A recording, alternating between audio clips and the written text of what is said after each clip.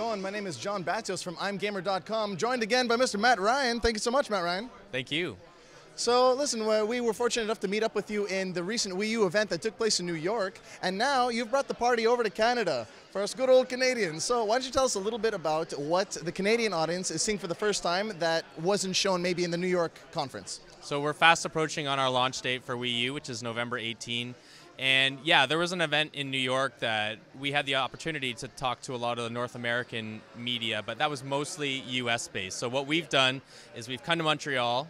We're also going to go to Toronto, and we're showing off those games that were shown in New York here. A lot of the media, a lot of the people who are getting their hands on today haven't had a chance to play these latest builds, see what the gameplay has to offer from a change perspective with using the new Wii U gamepad, and get their hands on here so that we can kind of spread the word to the masses. So how's that kind of been going? I imagine that process is a little bit, it's definitely well received with regards to the Wii U coming to Canada and everything, but what are a couple of those new builds specifically that have been showcased here that haven't been showcased elsewhere? Well, from a first-party perspective, Nintendo Land, there are 12 attractions in that game, and since E3 2011, we were only teasing a couple of them, and then in E3 2012, we showed a few more. In New York, we showed a few more, so now here, we're showing all of them. Not all of them are playable, and not each sub-level is playable, but at least you can be aware of what the 12 attractions are now.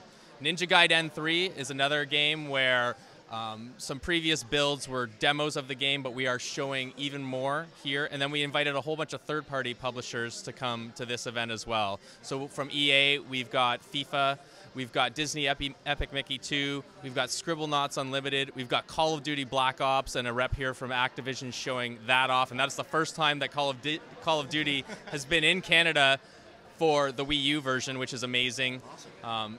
Zombie U, which is one of my personal favorites, coming on the 18th. Oh my God, we're showing a little bit more of that. So the purpose of this event is to show more of what we already knew and get hands-on for those games and kind of getting the point across of what asymmetric gameplay has to offer, especially with a lot of these core titles.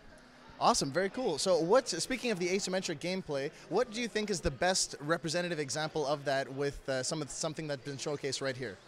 It's a really hard question to answer. I mean, Nintendo Land is really built to be fun and have you reminiscent of all these great Nintendo franchises, but ideally it's showing off what asymmetric gameplay has to offer with the different perspectives. And because there's 12 attractions built into Nintendo Land, each one is really showing you something different. Some of them are based on motion controls. Some of them are having one player peer into one window while the other players are looking at the TV, looking to another window into the realm of the gameplay. From a sports game perspective, FIFA is really giving off a great second integrated screen perspective. You know, Call of Duty, we're showing single player and multiplayer. Multiplayer, of course, with two players can be with one player looking at the TV screen, another player looking at the gamepad.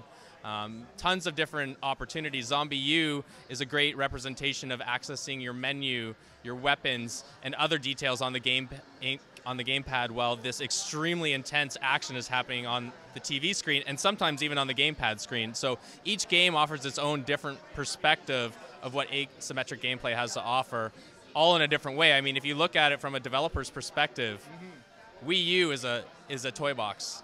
And the gamepad is a new toy within that toy box to play around with. And the developers have only begun to show off what the potential for that controller is going to be.